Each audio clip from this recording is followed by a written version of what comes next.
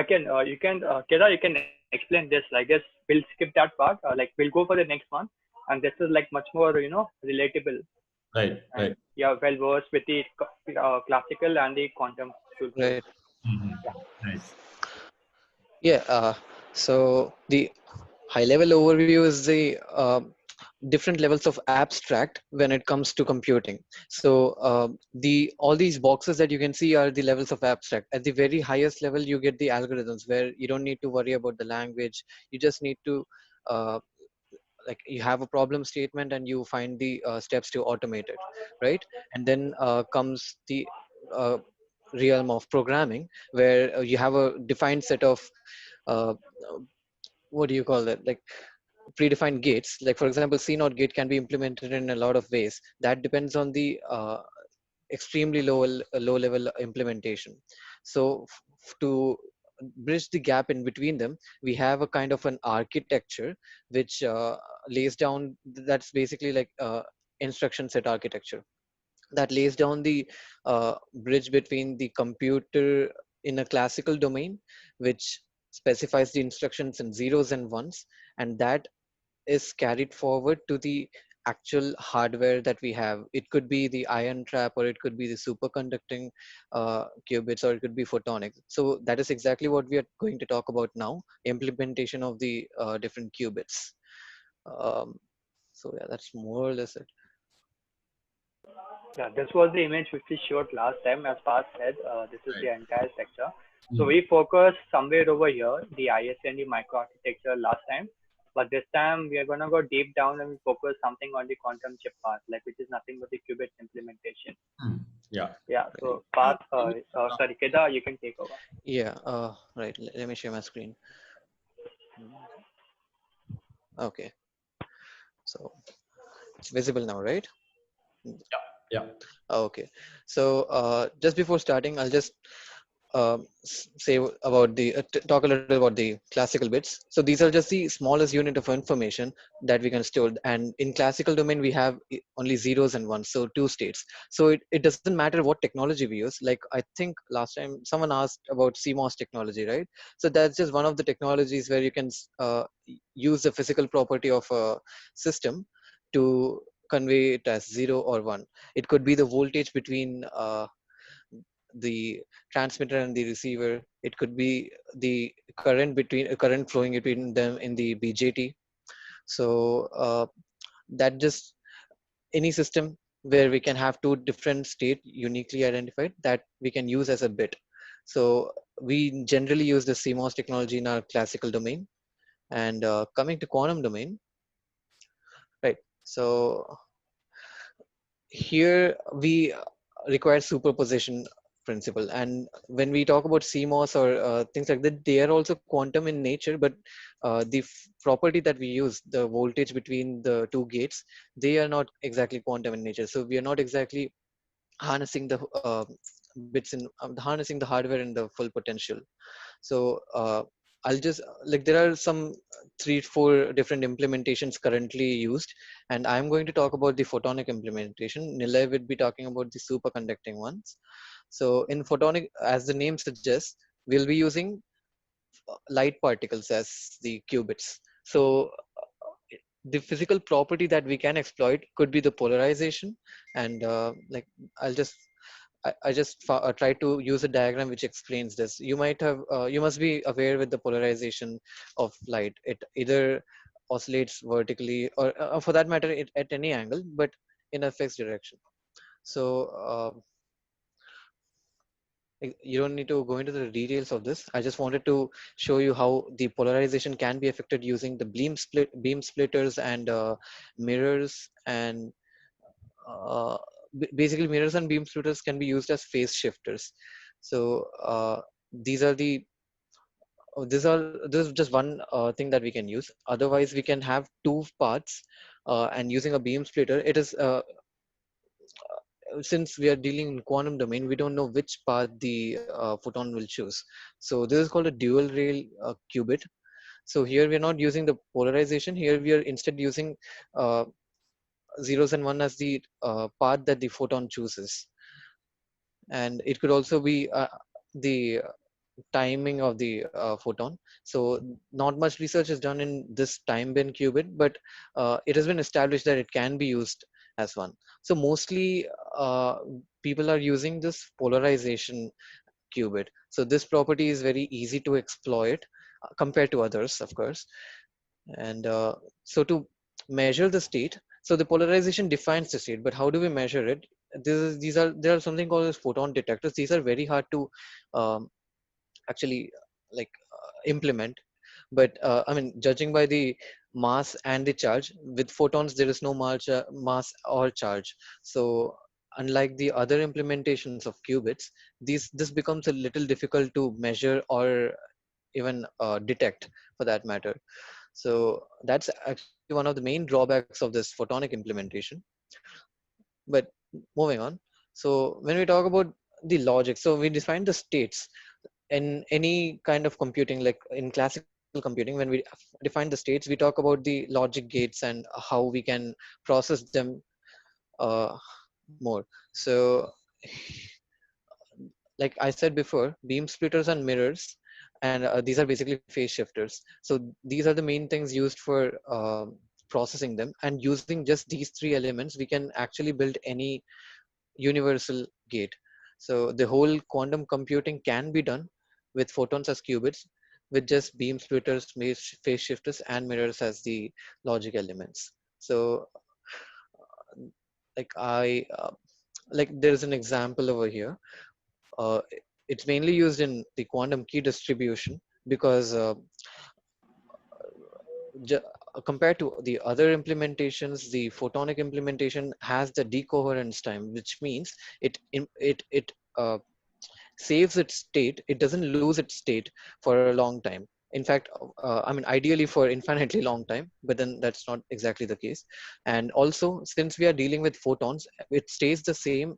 It stays in the same state even if we transmit it to a long distance. So currently, I think research and some commercial establishments have demonstrated the transmitting of these photons in rates of Mbps and more than 400 kilometers in range. So this is just a very uh, vague description of the transmitting of photons. So in quantum key distribution, you have a key and then you transmit it using some any kind of basis. So here the horizontal and vertical that you can see, that's one of the bases. It could be 1 for vertical or 0 for horizontal, or we can use diagonal as the basis, like minus 45 for 0 and plus 45 for 1, or it could be any other thing. So here the main uh, takeaway is that the receiver and the sender should be using the same basis to transmit and receive. For example, if Alice, the sender, is using horizontal vertical and Bob, the receiver, he's using diagonal, then whatever he'll be decrypting, that will be random and meaningless. So this is the general QKD concept, but then using photons and photonic qubits for this purpose is much preferable. In fact, this is the only qubit that is being used in QKD mostly because of the decoherence issue. So, right, I've already told the part where, like, excuse me. Right. So I already told how difficult it is to detect or measure the photons, but it is also difficult to create the photons, because we are aiming to create them in a single source.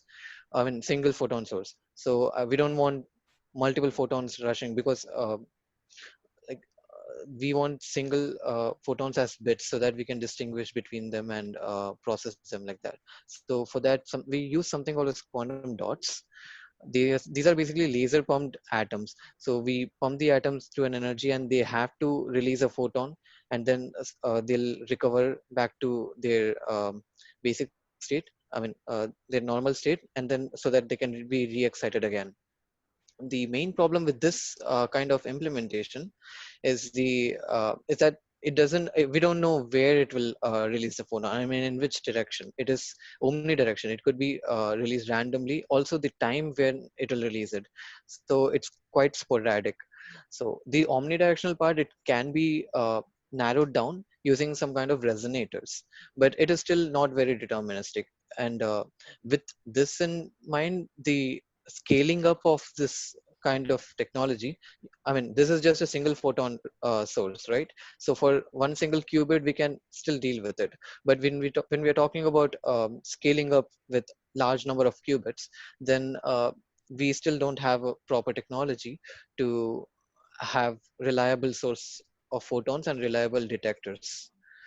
So also, since we are dealing with light, and even the smallest refraction angle calculated wrongly can result in wrong results. So it's like, as they say, every one of us is a victim of physics. So here the aligning of the beam splitters and the mirrors, exactly like the angle required should be very precise. So these are the main challenges faced in this currently. And currently it is still being used only for QKD purposes. That is for quantum communication purpose, not exactly for quantum logic. Quantum logic is for processing, right? So this is just for transmitting purposes.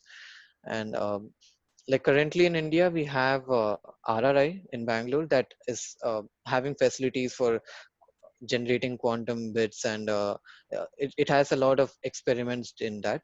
Although even RRI has not like built up a quantum computer as such with the qubits, but at least QKD has been experimented over there.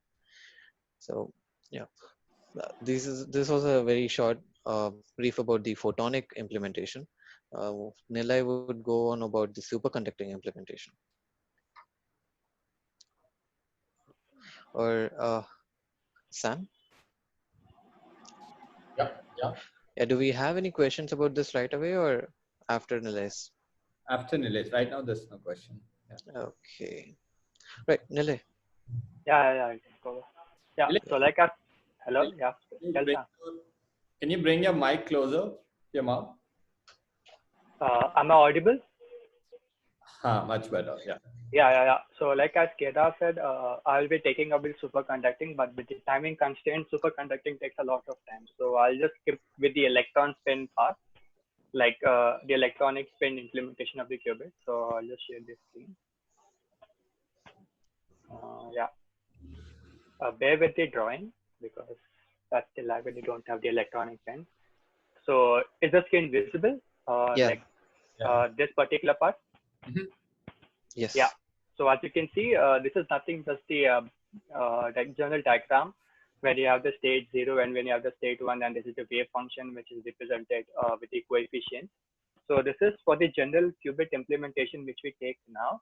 But when we switch to something called the electronic spin qubit, so we have something like this.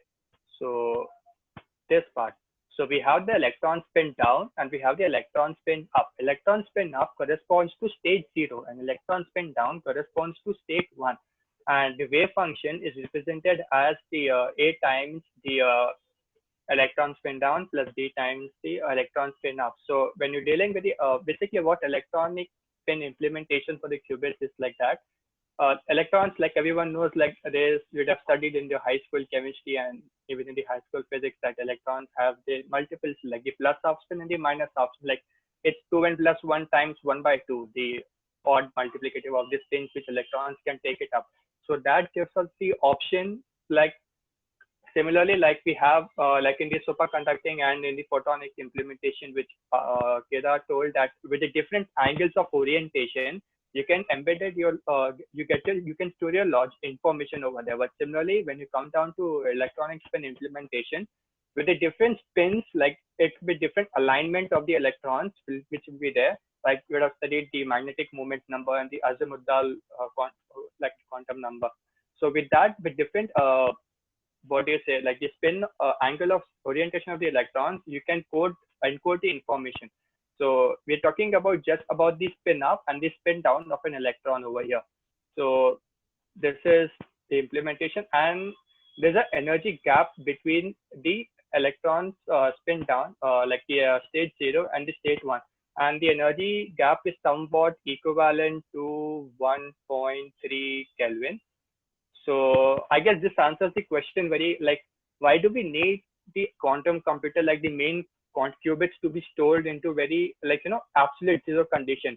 This is because, like, if you're speaking about the electronic spin implementation, we need to keep the entire system in such a low temperature, like almost equivalent to somewhere near absolute zero condition, because to get a significant result for the distinction between the state 0 and the state 1, like the energy difference is 1.3 Kelvin, and that is the amount of energy difference, like to measure it, like to be able to be accountable that, okay, your electron is in state 0 or electron is in state 1.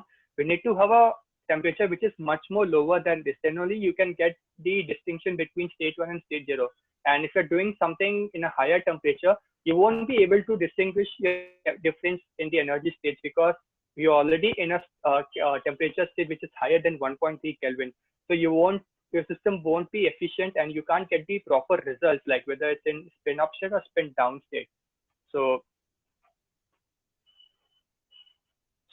getting along, so with this, the exciting part, it's always comes for the qubit implementation, is how do you actually interact with the qubit.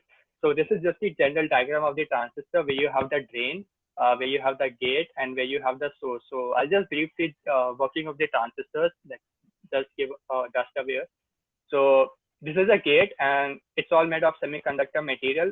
You have all this, you have, like, for the source and even for the drain, you dope it with the conducting material to make them slightly high conductor. So initially there is no connection between the drain and the source, but when you apply something positive to the gate, that means when you apply a gate potential over here, so you're applying a positive gate potential, so this isn't positive in nature. So obviously there will be an electric field which will be generated downwards, and because it's positive in nature, it will try to pull all the electrons over here. So this, more or less, it builds the gap between the source and the drain, and this is called the, like, we call it channel, which is there.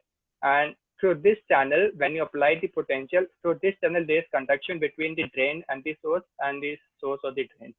So this is how a transistor works. So basically, when you transistor, like we use it for just for the switching purposes, like you have something like this.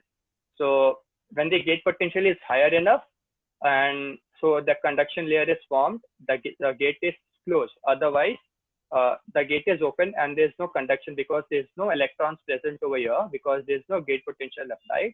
So there's no conduction between the drain and the source. So eventually the switch is in the open condition. So this is the general working, and how they use this for the to measure the electrons is that you would have known this equation, E is equal to h times mu, where E is nothing but the energy, h is nothing but the Planck's constant, mu is nothing but the frequency. So every electron, whether is in state spin up or spin down, it has a particular frequency which is there.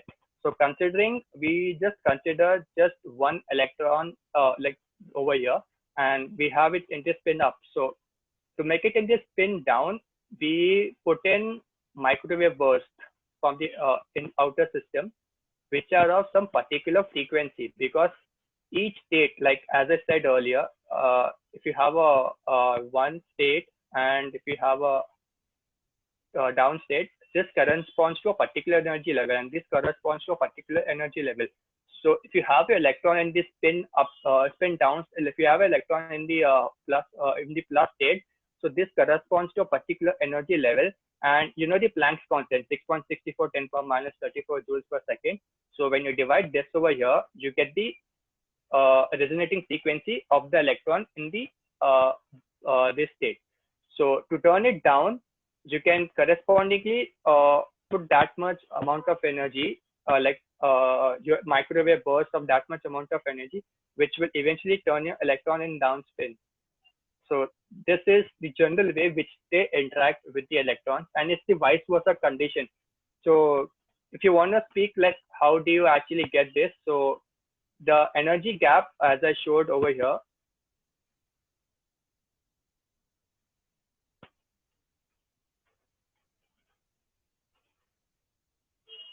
Yeah.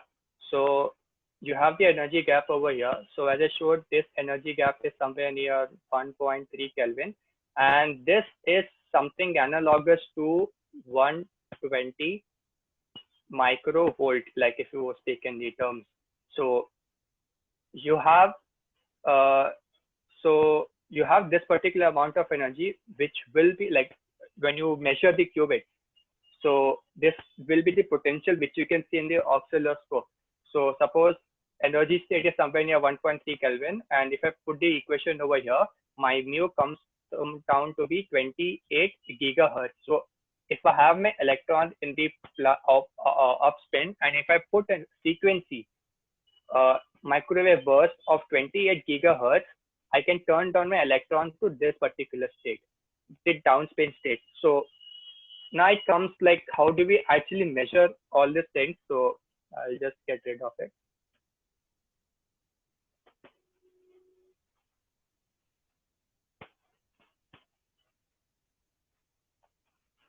Yeah. So what they do over here is that you have a silicon base, and what they do, they use phosphorus atom, like just a single phosphorus atom they have used, and they use just one electron of the phosphorus as one qubit. So when you have the like suppose we draw in the structure and we have a electron over here. So and what they for measurement purpose, they use the same transistor, like this is this channel, and what actual transistor size is nothing but the difference of this length, the length of the channel. Traditionally, now it's somewhere near 20 nanometer, and they say that by 2025 you can't reduce this further size because you're using silicon atoms, and the size of a silicon atom is somewhere near 12 nanometer or 14 nanometer. So you need so they say by 2025 the transistor needs to be replaced by something else, because you can't decrease these down, you can't decrease the size further for the classical part, because when you decrease the size further, it comes down to bit interatomic distances, and then you have the quantum mechanics playing the role in. So you can't avoid the quantum mechanics when you're dealing with such small distances. So suppose we just consider a phosphorus atom, just one electron with phosphorus. So you put in the microwave burst of 28 gigahertz. So when you put that much amount of frequency on the electron, so your electron has it has that much amount of energy that like for the measurement purpose, they use a transistor over here, and the transistor size is somewhere near 20 nanometer, like that size of this. So suppose you have the channel, you have a drain over here, and you have a source over here. So when you put the microwave burst of 28 gigahertz on the electron, this electron has that much amount of energy that it will escape out of the atom, and it will just fly away over the drain. Like it will just go and sink itself on the drain. So then when the electron, like you would have studied, if there's electron and if thing goes away, you are left with nothing but holes, which are nothing but the positive charges. So when the electron just goes and sinks itself onto the drain, so you have something positive in nature over here, which is very near to the transistor, because you're dealing at some nanometers. So when you have a positive charge over here, and when you have a transistor, like a drain over here, and you have a source, and you have a source over here. So when you have a positive charge, which is in such a vicinity of the transistor, like you're talking about nanometers, and when you go,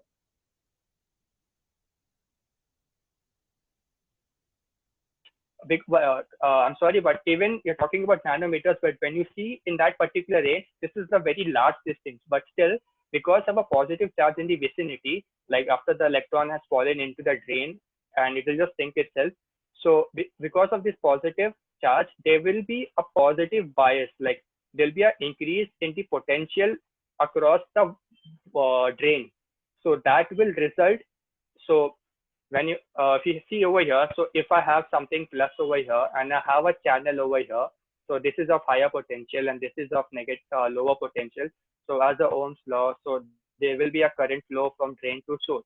So this is, so after they have put the electron, put the microwave burst, the electron is gone and it has sink on the drain, and then there's a positive charge. Because of this positive charge, there will be an increase in the bias potential across the drain. And when you measure in the oscilloscope, you will see a blip like this coming. Like the frequency will be of 28 gigahertz. Like you can see so many iterations. So in the oscillations, you will see a blip. So you have an electron, you put the microwave burst and you turn away, like, okay, you get to know, okay, the electron is in the spin up. So this thing corresponds, when you see in the oscilloscope, there'll be a blip which you can see. So this corresponds to that you know that the electron is in the spin up state. So this is how they use the transistors. Like these transistors are actually modified because they have over here, they have a small island of electrons. Like this is just to build, bringing the non-linearity into the system, because when you're talking deep down over there, you can't be that precise at how actually things are going to happen. So you need to have something which is non-linear nature of your system, like to mend with it. So they design their own transistors which have the electron island between the source and the drain. So this thing brings it in non-linearity, and this is how they actually communicate with the electron spin.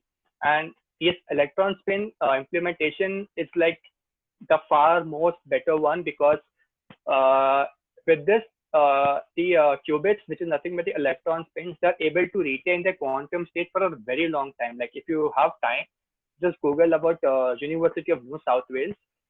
They have come up, they work on the electron spins, and they are still hold the record for the highest coherence time. Like they're able to retain their state like 10,000 times the previous possible times which are still there. Like it has a very high, like you can retain your quantum state for a longer time, and if you can retain a quantum state for a longer time, you can do much more complex calculations, which like we can do. So this is eventually how they calculate, how they implement the electron spin. Just one sec. I'll just tell the C0 like XOR implementation. Like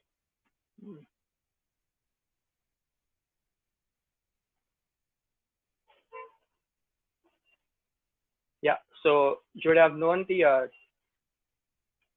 traditional XOR where you have two inputs and you have outputs. So there's a flip if both of them starts alternate. So 0 0 0 1 and 1 0 and 1 1. So this remains 0, this remains 0, this remains 1, and this remains 0. So yeah, so if you have this, I was taking currently just about the one electron, that is the one qubit system. So suppose I have two electrons like in nearby vicinity to each other. So the frequency which I need for this electron to make it spin up or spin down, it depends upon the energies, like it depends upon the second qubit, like the second electron. So this thing is actually governing this electron state. So if I have this electron to be in spin up, it will be in spin down, because this is the preferred state when you have a two qubit electron system. So if I have this thing in spin down, this will be in spin up. So what if this electron is in the superposition, like it's not neither spin up, neither spin down, it's in somewhere else. So that will result in to saying that the state of this particular electron will be in superposition, that whether to flip up or flip down. So that's more or less like they are entangled with each other. So this is the C0 working operation, which is nothing but the quantum analog of the XOR gate. So where you have two qubits. So over here, I'm talking about electrons. So electron 1 and electron 2, and you have the 0 0 0 1 1 0 and 1 1. So when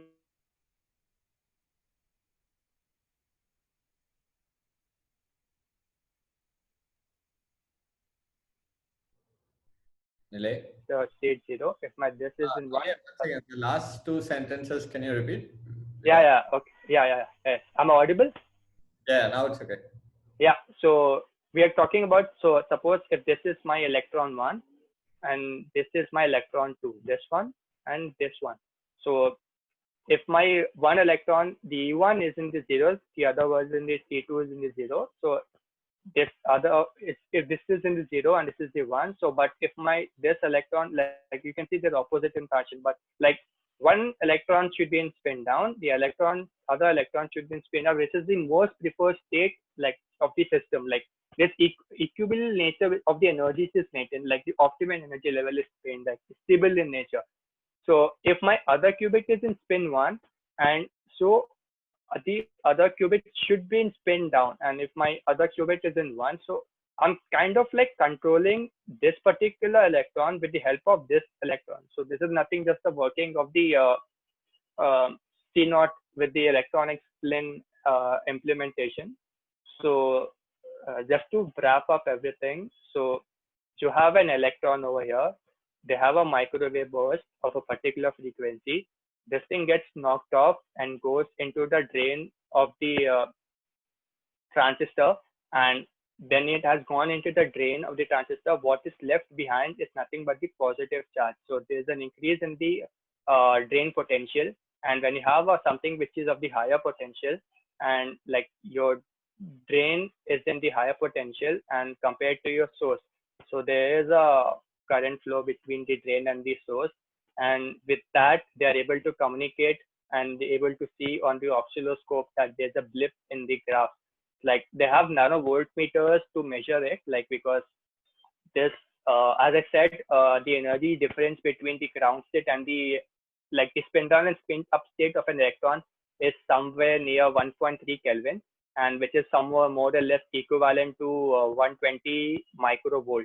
So you need to have nanovoltmeter to able to see this particular blip. So they have the system, and this is how they communicate with the electron spin implementation. Any questions? Right.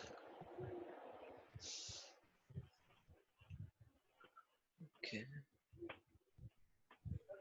Nothing as of now. Man, like we are at 6:20. Huh. Okay. Any questions, Sam? Like I'm not able to see these. No questions as of now. I had one question. Okay. So, Yeah. Nilay, are you also looking into transmon-based qubit, something like what IBM uses for? Yeah. Like I said, I was trying to cover the superconducting qubit, and transmon qubit is nothing but a one type of a superconducting qubit. Yes. So, but that takes a lot of time. Like, given the time constant, that alone would take like 45 minutes to, because when you have deal with superconducting qubits, you need to touch on Hamiltonian a little, and then you need to touch on the charge flux and all a lot. So that required time. So maybe in the next pure learning sessions, we can touch the other implementation of qubits, like the transmon and like the superconducting qubits, which we are, yeah. Okay. And one more quick question I had. So, is it possible to, so this, what we were talking about was regarding discrete variable quantum computation. So, is it possible to do like continuous variable transformations also on these kind of systems, electron spin based? Yeah, they are actually computing, like you can Google about UNSW, like I said, University of New South Wales. They're actually like one of the lead fronts in the electron spin quantum implementation. So Yeah, they are performing. Dr. Andrea Morello is heading Yeah, he heads the part. Yes, yeah. Okay, fine. Thank you. I'll look it up. Yeah. I have a question. Yeah. So I've also read about quantum annealers. So how are they different from whatever we were talking about, like from the implementation side? I'm actually not that well versed in quantum annealers, so I can't comment on it. So yeah, I was actually going through, but I'm not well sure. Okay, sure. Yeah. Vaibhav, actually regarding quantum annealers, you can read some documentation from D-Wave. They have explained a lot of good things in that, how they make the energy spectrum of the whole system, and how they use magnetic fields to change that and all. So maybe that can help. Okay, sure. Yeah. Thank you.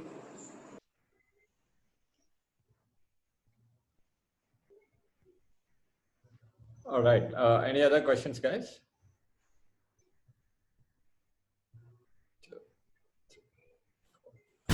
Awesome. Great.